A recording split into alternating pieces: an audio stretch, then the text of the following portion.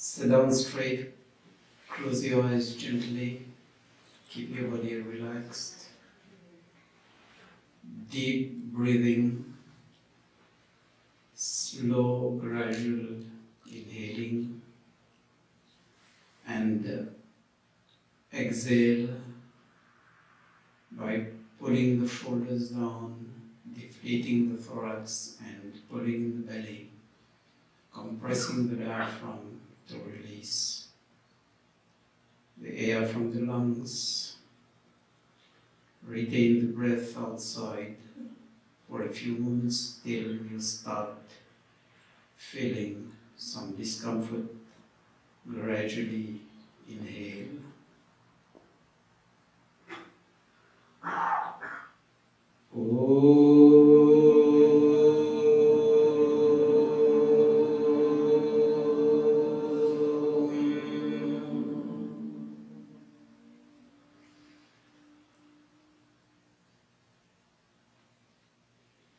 During Yaj, there's one mantra which we used to read.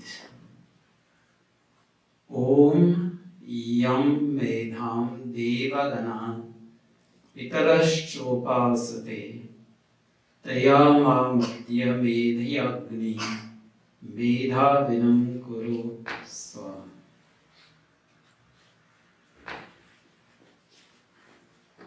Praying to the omnipotent, omniscient Ishvara God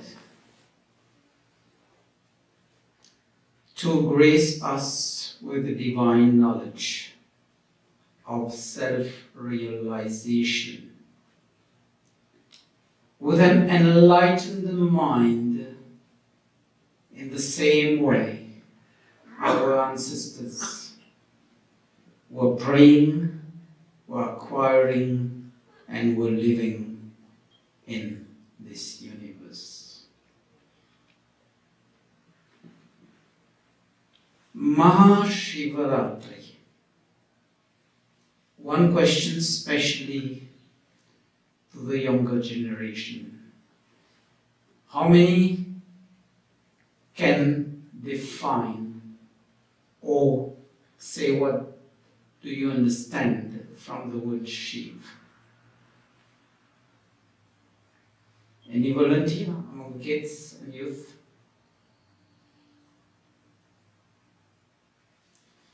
Shiv is Kalyan, beneficial. So Shiv refers to God as the benefactor.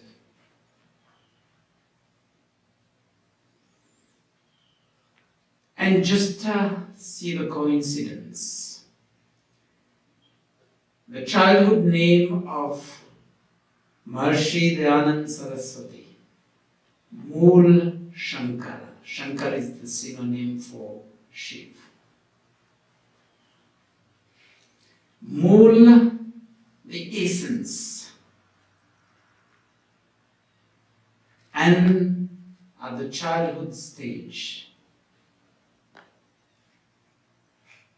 those kids brightly showed it, how Rishi Dayanand started on the path of enlightenment, which joins us with Rishi Bodh.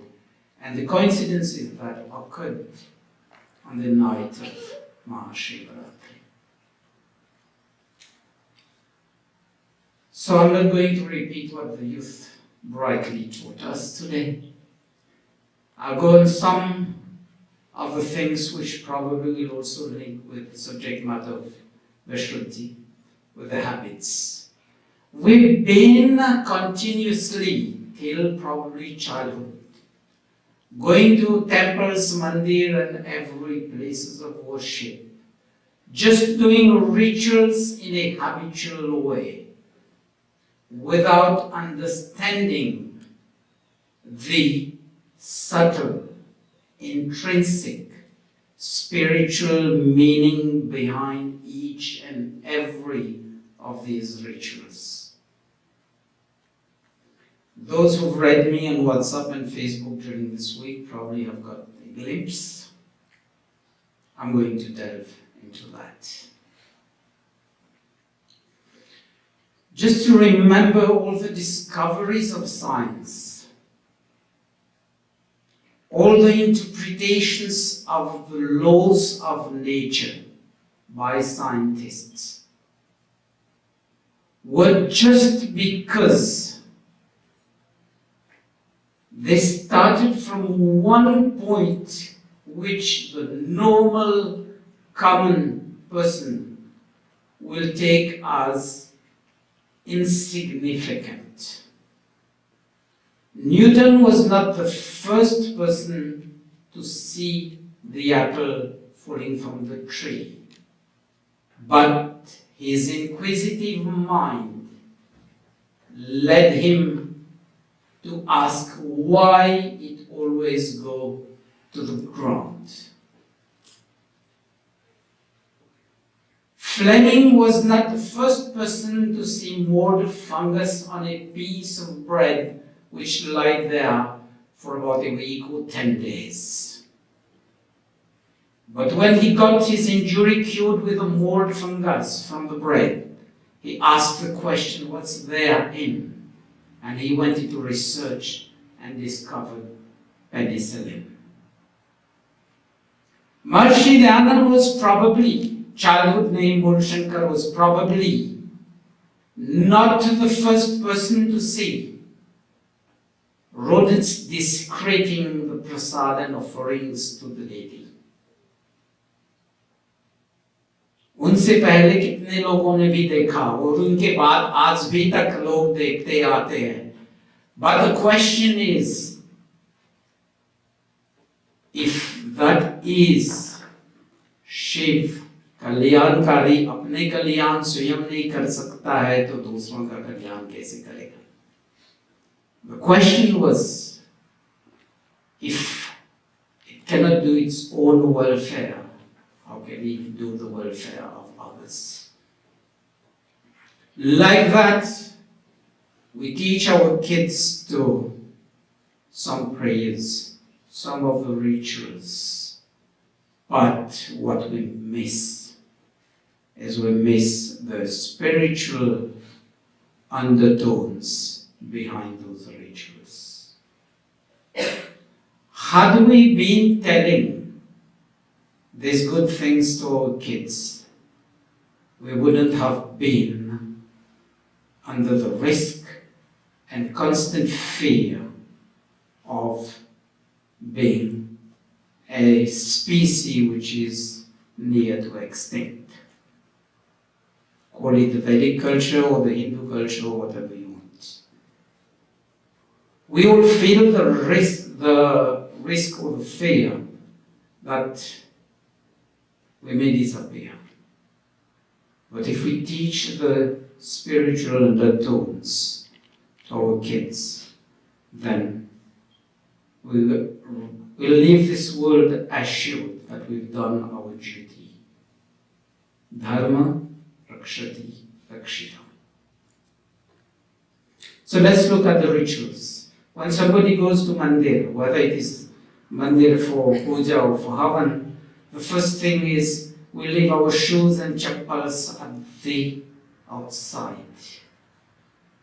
But what about the real dirt in our mind, the center of mental activities here, and the dirt here in the hearts, which is the center of emotions? We still come into the mandir saying this is a sacred place, but unfortunately we've left our chappal outside, but come with the dirt in our minds and in our hearts. If we teach our kids, look, when we go for prayer, and at all times, please try the first and foremost thing, to leave the dirt away. Be pure at the level of the mind, so that our thoughts be pure, that translate into pure words, good words, and good physical deeds, physical actions. We won't be worried about the next phase. The other thing, mandir mein ghanti bajate hain, ringing the bell. You know the centerpiece of the bell, the clapper? If you put it outside, can it bring the resonance, the sound of the ringing of the bell? No. What does it teach us? We have always to drill into our hearts and mind. Internalize, especially when we go for prayer time, meditation time. लोग कहते हैं मन तो दौड़ता है. The mind in the center of emotions just run. I put the question, so many cars outside parked, does any one of them start running on its own? No. The soul being the supreme controller of the center of emotions and the center of mental activities, then why don't we control the mind?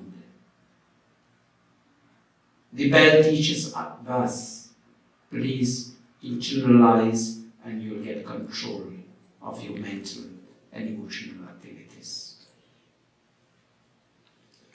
Abhishek, how many items do we use for that? The first is water. Water teaches us purity. Then milk and ghee teaches us sattvic qualities, bringing harmony, peace. And then yogurt, prosperity, honey, sweetness, bay leaves, refreshing, vermilion, a very imposing color, bright characteristics, chandan, fragrance, flowers, scent and beauty, rice, grains, sweets, everything that are offered in prasad, that shows us abundance, and vibhuti, the ash, reminds us of the last push will be in this world. अंत्येष्टि के बाद हम भी विभूति हो जाएंगे. So can we build our personality along those qualities that each and every of these substances show to us in terms of our thoughts, our speech, and our physical actions? The day we'll start shifting our personality on these characteristics, will become a true Arya. Noble person in words, in thoughts, and deeds. Can we try it? Then, beauty of things. Aarti, we take the deepak, the lamp, filled with ghee. Aarti is never done with a lamp which is filled with oil. Or it's done with camphor, incense, dhoop, agarbatti, whatever. Just to spread fragrance. That teaches us to be of a fragrant personality. And wherever we go, we don't need an introduction. Our mere presence enlightens our surroundings. The last part is darshan. After Aarti, fold our hands for darshan, but the eyes close on its own. God telling us, मैं तुम्हारे अंदर बैठा हूँ, बाहर क्यों ढूंढ रहे हो? I'm sitting inside you, look inside. Each and every of your actions are inside you, guiding you to the right direction. So if you really want to know me, please listen to the inner voice. Now let's look at the process we do when we are sitting for yaj. The first one is Achman and Ansparsh, using water. One quality which I started with, purifying effect of water. But let's look at the other properties of water. Peace.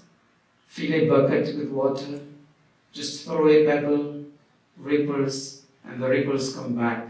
It's all peaceful.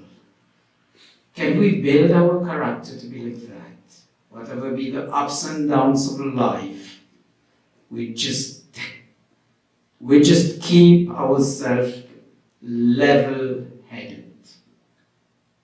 Whether it be in times of pains and sorrows, or time of overjoy, overexcitedness, happiness.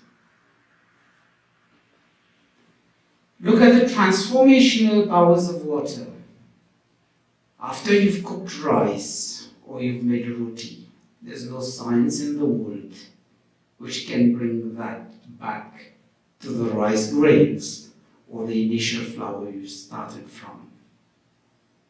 So once you've gone on the transformation phase of your life to be a good person in thoughts, in deeds, in words, so you never go back to where you were standing.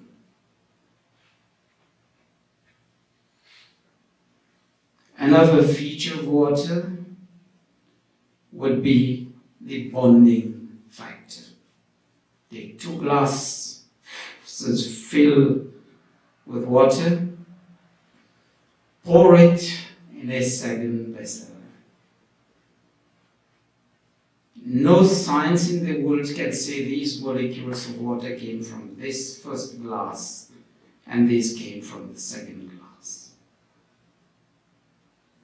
Can we, by our thoughts, speech, and actions, be like that? Wherever we go, we try to bring in the concept of Sangatchadam Samvadadam Samvo Manansi Janadam. Let us be united in thoughts and speech and actions. Then mantra chanting. Even if we don't know the mantras, we don't know their meaning. Just sit down, internalize, and absorb the sound waves, the vibrations coming of that mantra. Feel the peace within yourself. And the whole concept is again and again internalization. Otherwise, no difference between the parrot, which has been taught to repeat, and us. The next part would be coming to lighting of the lamp. You see, the lamp is only a container. There's the wick and the ghee. Just remember, if you don't have the right balance between the wick and the ghee, the wick will never burn because it will get just immersed in the ghee. That shows us to be balanced in life, not to be skewed in any direction.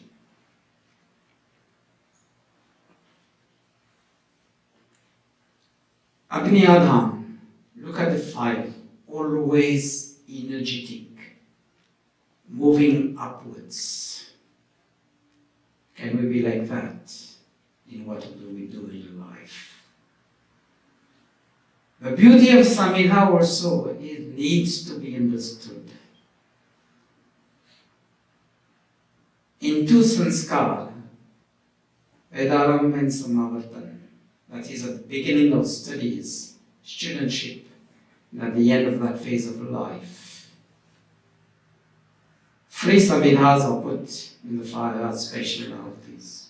Significance in that, when the samhita goes into the fire, it becomes fire-like and never comes out as samhita transformed into something else. In whatever good things we do in life, can we be involved just like these Samidas? If we are there, then doing the Havan as it is, we've understood the concept of Samhita and we live accordingly, we'll surely succeed in whatever we do. After that, remember the ahutis, ghee and samagri, spreading the fragrance as microparticles in the atmosphere. People will question you, say how, understand. Instead of putting ghee and samagri, put one piece of dried chili. Everybody will run out of this room. So if the fire breaks that chili into microparticles, spreading the pungent smell, what does it do with the ghee and the samagri filled with medicinal herbs, sweet, fragrant substances?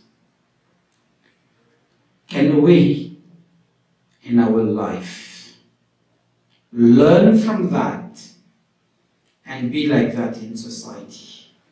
Whatever we do in life will spread the fragrance all around and not like a pile of dirt just burning and spreading pungent smell.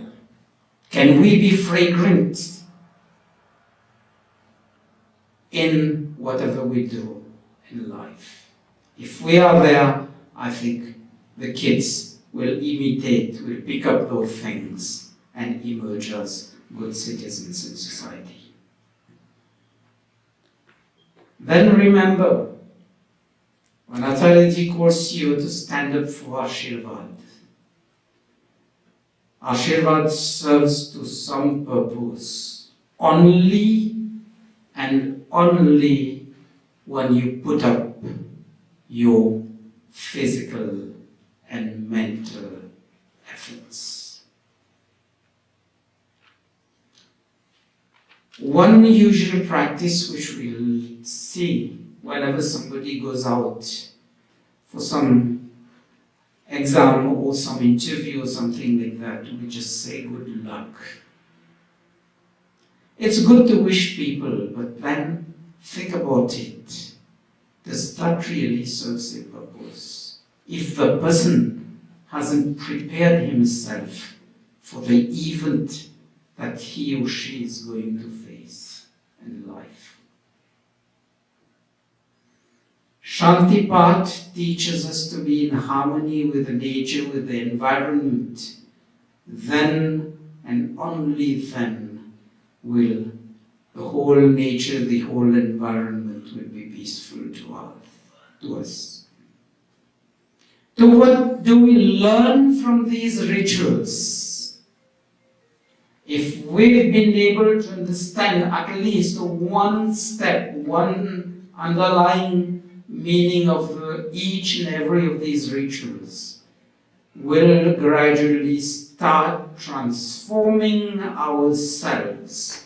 Just like when the question came to Maharishi Dayananda Saraswati, when he was a child, his sister died, what is death?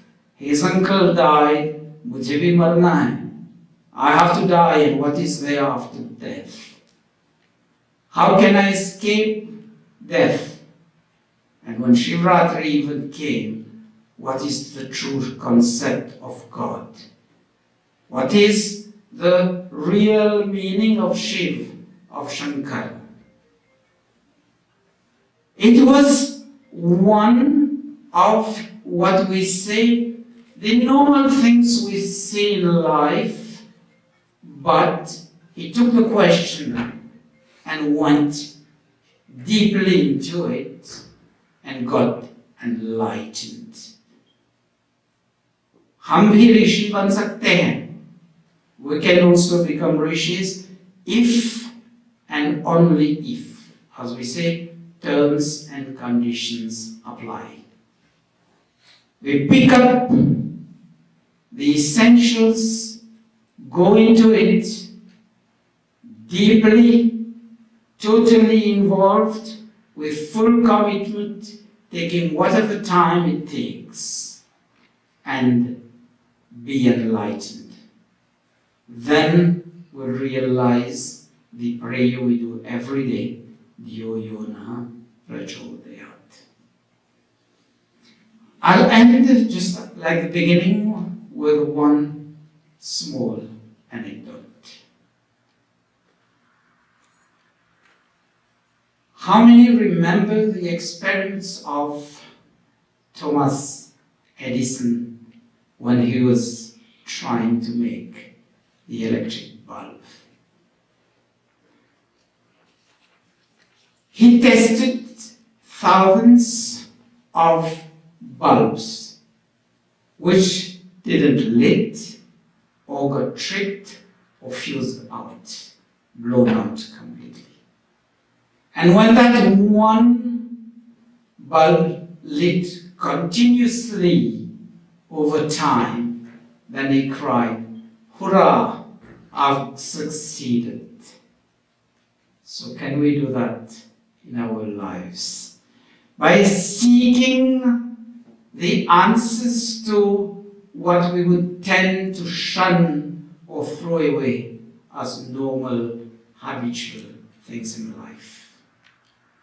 Till and until we don't commit ourselves like Thomas Edison, be it 1,000 or thousands of bulbs which go bad, get fused or blown out, till we don't succeed, we remain committed to the end and then get the enlightenment.